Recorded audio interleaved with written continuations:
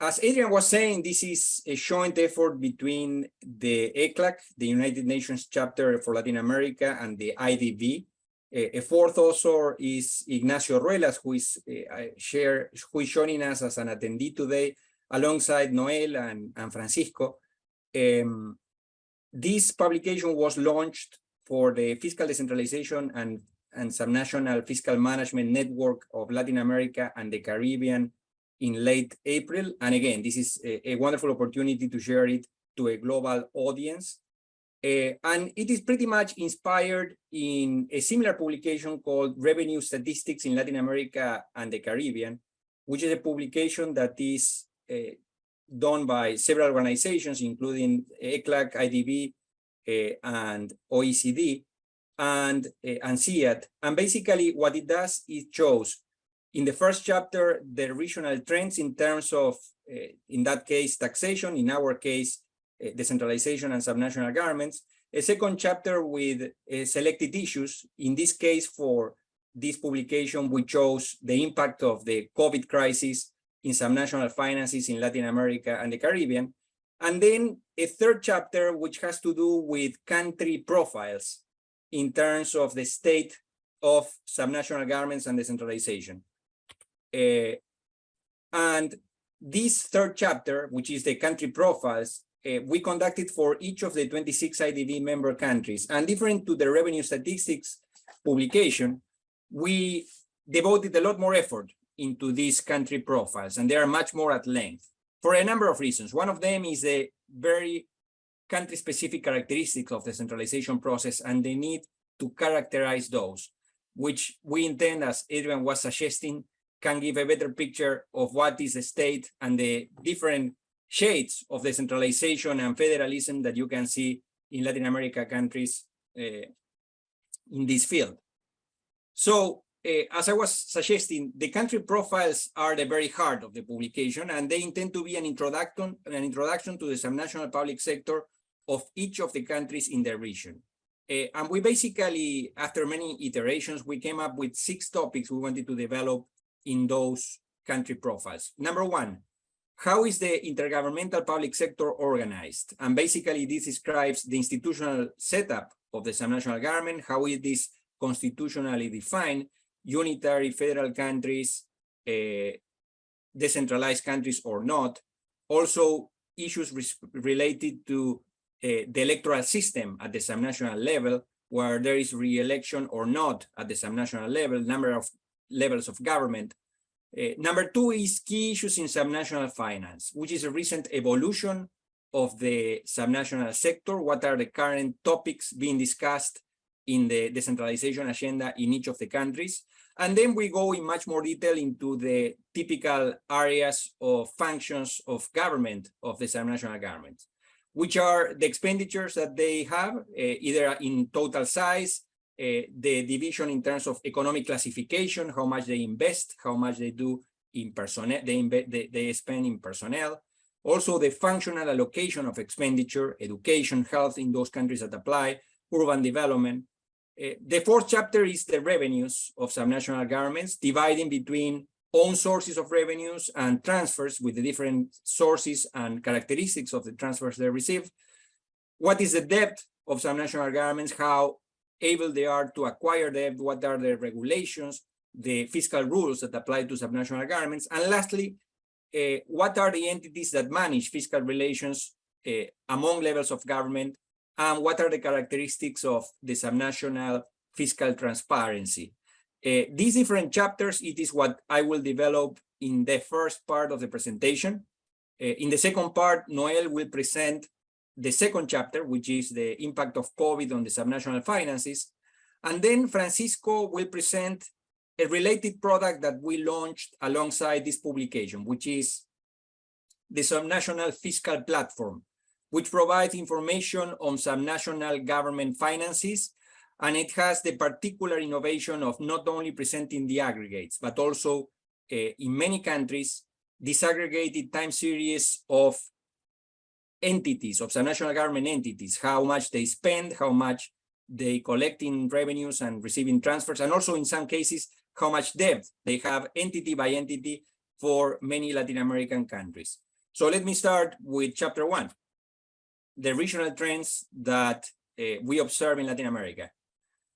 And how is the subnational public sector organized? I have to confess that in a recent conference that also the World Bank invited us, Serdar, Adrian, on decentralization and climate change, Adrian said something that resonates and I have to repeat here, which is Latin America and the Caribbean probably observes much more homogeneity among countries than other regions. Most Latin American countries speak Spanish.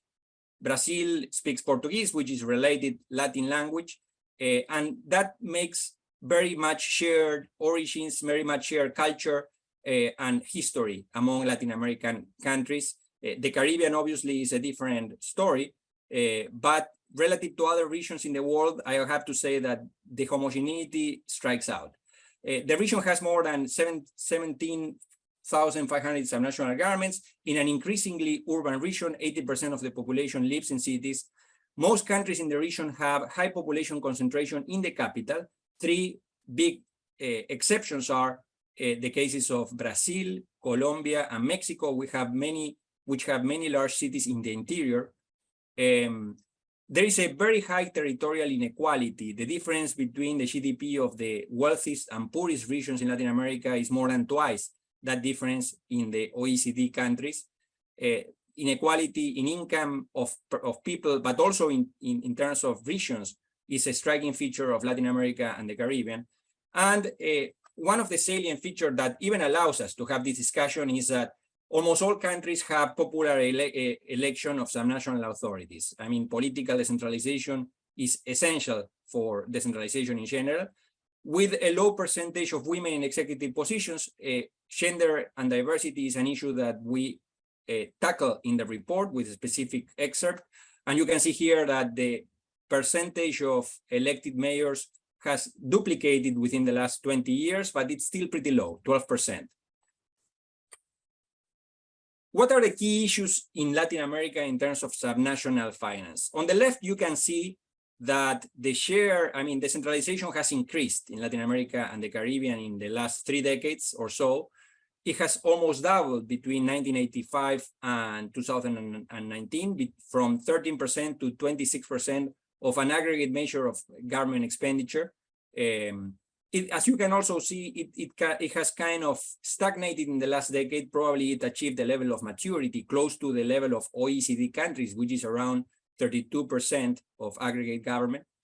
And on the right, you can see that this is very heterogeneous. You can see that this is related to the size in terms of surface and population of the countries, and also their historical evolution. You can see that the 5 largest countries in Latin America, Argentina, Brazil, Colombia, Mexico, and Peru, also in alphabetical order, as you can see, have an average of around 40% of aggregate government expenditure being conducted at the subnational level. And the evolution has, in the last 2 decades, been characterized by a couple of very striking features. First of all, 20 years ago, a big issue in Latin America and the Caribbean at the subnational level was the volume of debt.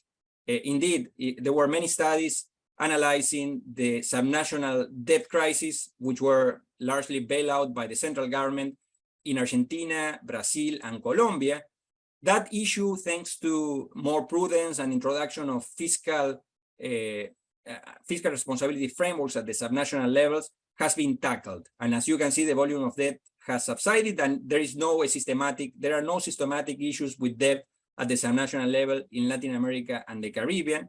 However, something that has maintained is a feature that characterizes Latin America and the Caribbean as a region that has a very high dependence on intergovernmental transfers. Subnational governments in Latin America are characterized by being financed by and large by transfers. And oftentimes, and this is something that Jorge Martinez Vazquez has correctly said, decentralization has been confused in our region by giving more transfers, when usually the order should be what do you want to spend on, instead of just giving transfers without clear expenditure responsibilities. Latin America and the Caribbean, as you can see in the right panel, has a dependence on transfers that places it closer to sub-Saharan Africa rather than other regions in the world. So those are two key issues in subnational finance. So then we move to spending at the subnational level. And here you have a similar graph to the one I showed earlier, but in terms of a share of GDP. You can see that in Brazil and Argentina, this is more than 20 points of GDP, which are the two large federal countries in the region, alongside Mexico, which has a smaller public sector, and that's also why the ratio in terms of GDP is smaller. You can see the importance of Bolivia, which has a large public sector, and as you can see, large importance of subnational governments in terms of GDP. In the right upper panel, you can see the very large importance of provinces in Argentina, which is the largest intermediate level of government in the region, much larger than in any other country. Brazil is the second, but in Argentina it's much larger. And on the other hand, in the lower panel, you can see the importance of municipalities in Brazil, which are the largest municipal level of government in the region, but also you can see the importance of the municipal level in Bolivia and Colombia. We also analyze something key, which is the contribution of subnational governments to public investment. And here you can see this from three different standpoints. First of all, as a share of GDP in the upper left panel in blue, you can see that on average in the region, subnational governments invest around 1.6% of GDP. But to the left of that, you can see many countries that invest much more. The Andean countries invest a lot in terms of GDP, and this is related to the transfers earmarked to transfers related to natural resources, which have to be earmarked to public investment. That explains why Andean countries invest a lot at the subnational level. On the lower left panel, you can see public investment as a share of subnational spending. Here, Central American countries have a lot of importance. The average is around 30%, but Central American countries invest much more in terms of the total of subnational spending. And that has to do with also earmarks in the transfers to subnational governments in a number of Central American countries. And in the right, you can see how much of total public investment, of aggregate public investment, do subnational governments incur. And you can see that the average is around a third of total public investment, but all the large countries invest more than that. In many cases, more than 50% of the public investment of the large countries is conducted by subnational governments. And I have to say, Mexico should probably be left of that if it weren't for public enterprises in Mexico, which conduct a lot of investments and are included in the denominator of this calculation. So this is a picture of how much subnational governments invest. Then in those countries where we have available information, you can also assess the spending of subnational governments in terms of their function responsibilities, mainly health, education, and other functions of government. And you can see that we have information for the intermediate and local level for these four countries. Colombia has this information, but it is not, you cannot distinguish between intermediate and local. But you can see that the four large countries have important functions in terms of education and health, although Brazil and Colombia also have very important education and health responsibilities at the local level of government. They have divided responsibilities between intermediate and local level of government. You can also see the importance of security, of the security function in the cases of the intermediate governments of Argentina and Brazil, and at the local level in Mexico and Peru. And of course, in the local level of government, you can see the importance of a typical municipal function, which is urban development, which is in gray. So this also allows to see the allocation of expenditures in terms of the functions of government that subnational governments perform. So now we move to the sources of revenues of subnational governments. We want to disentangle this high dependency of transfers, which I mentioned earlier in the presentation. So here we have the general average on the right of 55% of transfers out of all income. And you can see that there is also a heterogeneity. Brazil, especially because of the state level of governments, as I will show in a minute, has a relative high autonomy. Argentina and Colombia are pretty much in the average for the region, whereas countries like Mexico, Bolivia, and Peru have a relatively high dependence on transfers. If you look at this from the standpoint of the level of government, you can see the very high importance of own revenues for the states in Brazil, the very high importance of transfers for the intermediate level in Mexico, and especially in Peru, which basically has no sources of own income at the intermediate level of government. And on the other hand, on the right, you can see that in general, there is a high dependency of transfers for the local level of government, except in some cases like Costa Rica and Honduras, which are relatively autonomous. Even Brazil has a high dependency on transfers at the municipal level of government. Then we move on to characterize some of the own revenue, the taxes that are collected by some national governments. And you can see on the left pane that in those countries that have taxes on economic activity, mainly sales taxes or value-added taxes, like in the case of Brazil, these are very important in terms of revenue for the subnational governments. This is the case of Argentina and Brazil, also Colombia. On the other hand, you can see on the right the relative importance of property tax collection, which on average for the region is 0.4% of GDP. Just for a reference, this is less than 1/3 what is collected by OECD countries, which highlights the importance of continuing to invest in improvements in this revenue source, the property tax, which is the typical revenue source of municipalities, of local levels of government. Even though in Argentina it's collected by the provincial level of governments in most of the provinces. Then we move on to characterize the transfer systems of the regions. And most countries in Latin America and the Caribbean have revenue sharing systems, which are systems that share nationally collected revenue with the subnational governments. And these systems do have some redistribution characteristics, but different to the OECD experience, no Latin America and the Caribbean country has explicit equalization transfers, which compensates subnational governments by the fiscal gap or the difference between a calculation of expenditure needs and revenue capacity. That's an area that could be improved, especially because we also show that the redistributive capacity of transfers in the region is less than is achieved by OECD transfer systems to subnational governments. There is a prevalence of transfers earmarked to specific functions and to specific spending classifications, especially in countries like Colombia, where most transfers are earmarked to specific functions or spending classifications. Also, transfers dependent on natural resources are very relevant and have grown in the past 2 decades, following the cycle of boom and bust of commodities, especially related to mining and oil. Discretionary transfers still remain relevant in many countries. And as we know, these are the least desirable source of revenue because they are unpredictable and they are prone to political lobbying to get obtained. And they are also a source of, in some countries like Mexico, they are a disincentive to collect on revenues by subnational governments. What is the debt of subnational governments? Well, on average, it's around 3% of GDP, which is much lower than in OECD countries.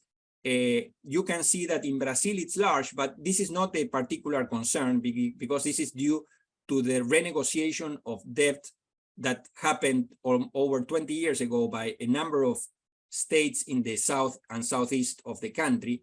This is not a systemic concern. Argentina shows that there was a growth in debt at the subnational level, which echoed the growth in debt at the national level in the 2016-2019 period.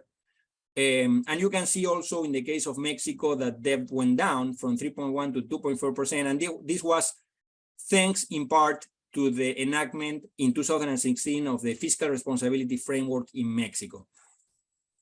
But by and large, debt is not a systemic concern like it was 20 years ago in some of the largest countries in the region.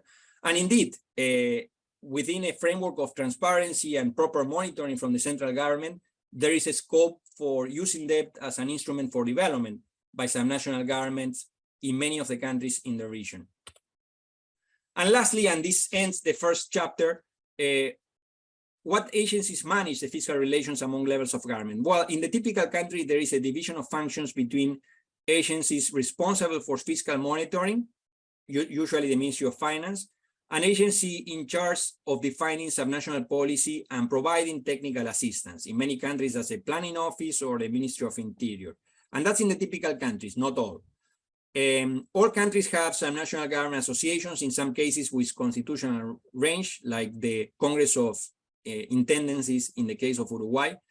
And in terms of fiscal transparency, good marks to Brazil and Peru, which show high quality, but in many of the countries, the region still has to overcome significant challenge to make available complete, on time, and homogeneous fiscal data of subnational governments, something that will be dealt with by Francisco in a few minutes. So now I pass it on to Noel. Thank you, Axel. And as Axel mentioned, the purpose of this second chapter is to be a special feature of a topic of interest for the region in each of the editions that we prepare of the Outlook. And on this first edition, of course, the obvious topic was to talk about and analyze the impact of the pandemic on subnational finances. So next slide, please. So we basically look at what happened in 2020 from the fiscal side at the subnational finances. And we start with the expenditure side. And what we see is that there was a fall in overall expenditure for countries in the region during 2020. The decrease in real terms amounted to 6.7%. But of course, when you open the expenditure and you see the different components, the behavior was different. So current expenditure actually increased in slightly, close to 1% in real terms, and this was due because of the pressure to finance state actions in order to respond to the emergency, to the pandemic, and to maintain social spending. And of course, the counterpart, the variable that was adjusted was capital spending, which fell very drastically. It fell by 16.4% in real terms. And the way to maintain current spending throughout the pandemic basically was accelerating or facilitating the flow of transfers from central governments to subnational governments. And in some cases, there were even extraordinary transfers that were used throughout the period. Next slide, please.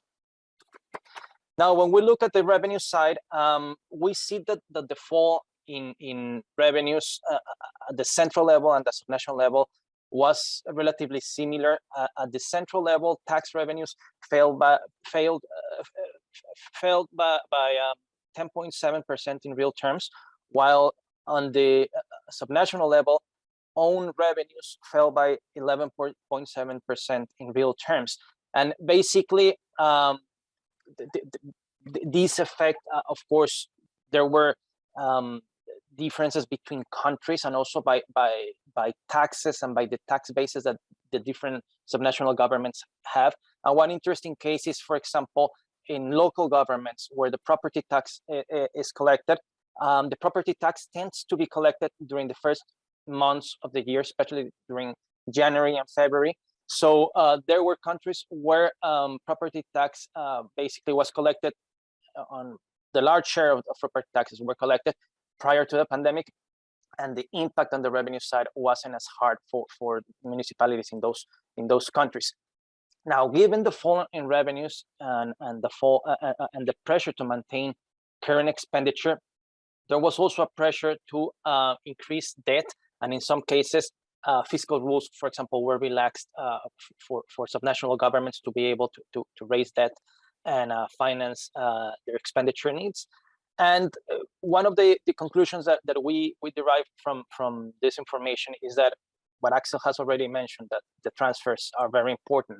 They increased, well, the importance increased during the pandemic, and also given that the increase in debt and the weaker fiscal position, we think that there will be a widening in economic and fiscal disparities at the subnational level. Next slide, please. Now, there's a counterpart to all of this fiscal data that I have shown you, and it's the actions that subnational governments took in order to respond to the emergency. And basically, the response was very similar to what happened at the national level. So the households, especially vulnerable households, were targeted on public actions, and also small and medium enterprises. So basically, on the expenditure side, we see different countries using monetary transfers targeted at households. We also see that there were food assistance programs and programs to distribute basic supplies, including medical supplies, basic medical supplies in some cases. Another thing that the action that was common throughout these countries was the payment of public services, including water, electricity, and housing. And in cases, for example, like Mexico, there were even states that had programs to provide loans to small and medium enterprises in order to reactivate the local economy. On the revenue side, also the actions were similar at the subnational level than at the central level. And it was mainly payment facilities of local taxes and public services in the form of deferrals, installments, and even write-offs. And next slide, please. And of course, there's a recurrent question that is, well, that's what happened in 2020. What happened in 2021? How did things change? And when we closed the edition of this, when we closed, the publishing of this first edition was March of this year. We didn't have information for most countries in the region, but we could see that at least transfers were starting to return to their pre-pandemic level throughout 2021. Then there were two countries, Chile and Peru, that had a complete data at that point, preliminary in most cases, but complete, and we could also see a return to pre-pandemic levels. So this is a task that we will develop later this year towards the last quarter, where we're gonna update our databases and our analysis in order to see what happened in 2021 and have a better picture of the full effect of the pandemic and then the rebound in 2021. Next slide, please. And then at the end of chapter 2, we wanted to come up with an analysis and a proposal of an agenda of challenges and areas where there needs to be work in order to strengthen subnational governments in the region. And we see two main areas. One of them is the importance of strengthening intergovernmental coordination mechanisms. It was pretty evident in the region that there was a discoordination between central government and subnational government actions, and that created a friction throughout the response. So this is some emergencies are going to continue happening in the future, and this is an area that is important to keep working towards the future. And the second point, of course, is the strengthening of public finances, mainly on strengthening the efficiency of public expenditure, the capacity to raise own revenues, and also improving the equalization capacity of the transfer system. Next, please.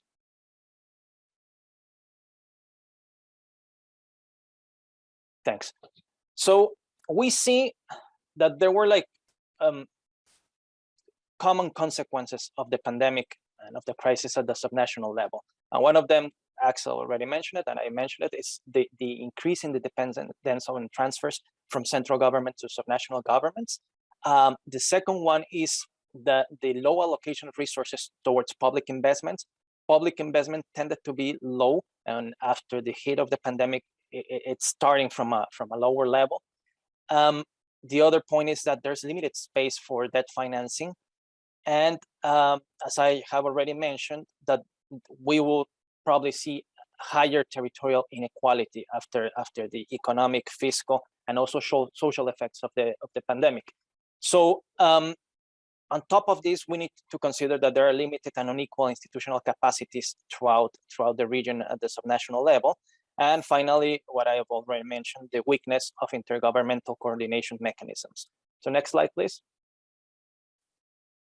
And the agenda that we propose in the second chapter is basically focused on 5 areas and that we believe need to be strengthened. The first one is generating the capacities in order to be able to manage articulated action plans for future crises in the region. And this has to be done both at the central level and the national bodies that are in charge of intergovernmental relations in Latin America, and also the subnational level.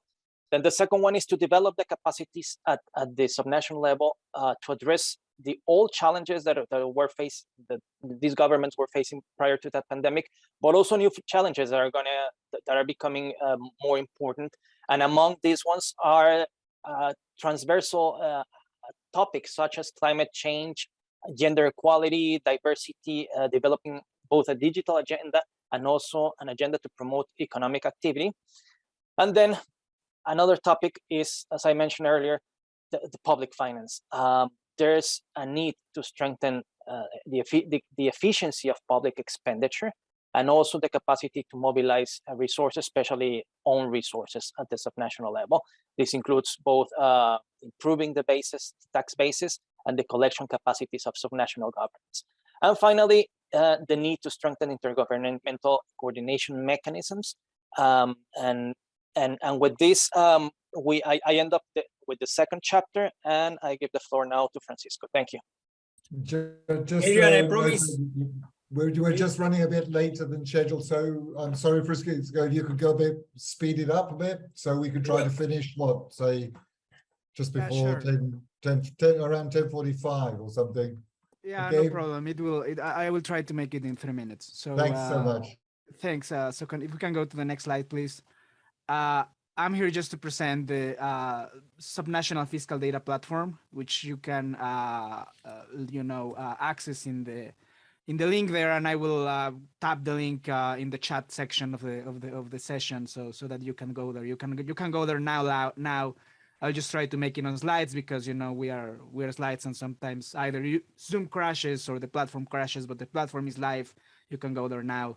And basically what we try to do here is basically to take fiscal data disaggregated at the municipal and at the line item level and just post it online and try to come up with, thanks Mirna, you already posted the link there, and try to post it live for everybody to see. We can go to the next slide, please.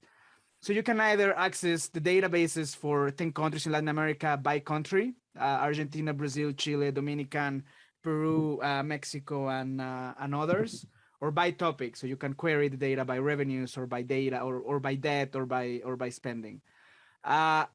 And the data is presented as is. We didn't try to make any reconciliations. We thought that was tricky, and that's ultimately up to the countries to do.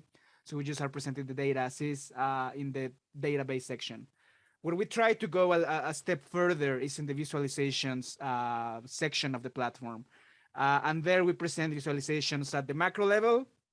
How much do revenues and spending and debt represents as a share of GDP or as a share of totals, and so on and so forth.